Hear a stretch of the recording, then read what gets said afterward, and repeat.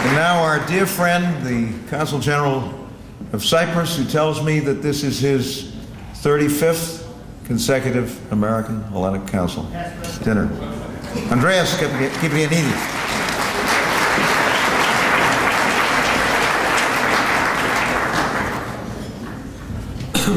Thank you, Governor.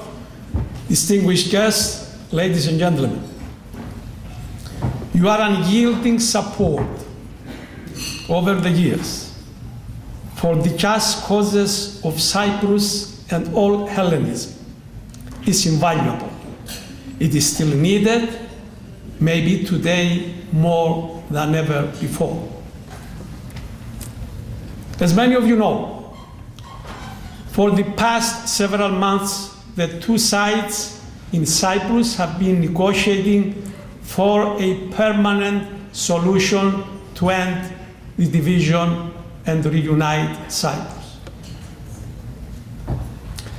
But despite willingness and unilateral concessions from the Greek side under the leadership of President Dimitris, there is no significant progress.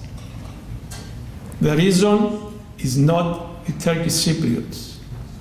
We have no problem with the Turkish Cypriots. The Turkish Cypriots are powerless. They are outnumbered in the occupied area by more than 3-1 by the illegal Turkish settlers from Anatolia. So they are without any say. Basically, they have to follow the dictates of Ankara. The roadblock to the negotiations stems from the extreme intransigence of the Turkish government, which leads many people, serious people in Cyprus, to believe that the real objective of the Turkish government is to partition the island and be master in the north and partner in the south. Αφέντης στο βορρά και συνέτερος στο νότο, as we say in Greek. This is totally unacceptable, because this would be suicide politically and nationally for the Greek Cypriots. And I want to remind you that the Greek Cypriots are 80% of the population of Cyprus. What we need in Cyprus, my good friends, is a solution that is just and lasting and serves equally the interest of all Cypriots, not the interest of Turkey. This solution must be based on the UN resolutions and on the rule of law, international law, and the law of the European Union, of which Cyprus is a full member. Towards this end, the government of Cyprus and the Greek Cypriot side will continue our efforts. But we do need the impartial and active involvement of the US government, because this is the only government that can encourage Turkey to abandon its intransigent stance.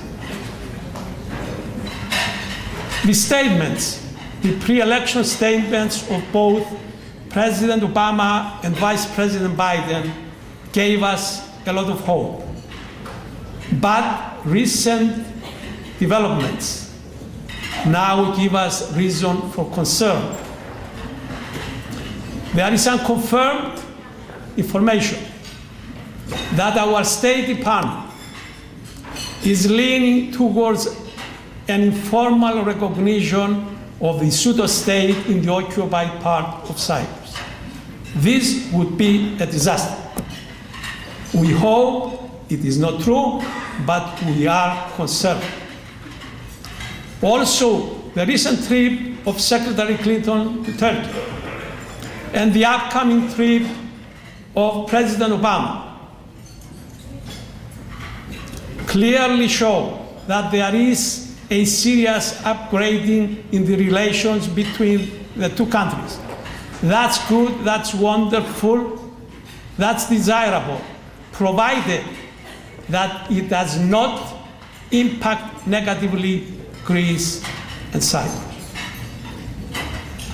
So, my good friends, tonight, as we celebrate, and as we honor these three deserving honorees, we must also think of our responsibility, because it is imperative that we dedicate American citizens of Hellenic descent must remain vigilant and must remain proactive. And we must remind our government that the national interests of the United States, the rightly understood, to quote James Madison, interests of the United States, are best served by a just and principled foreign policy that keeps peace and tranquility and stability in the Eastern Mediterranean. Thank you very much.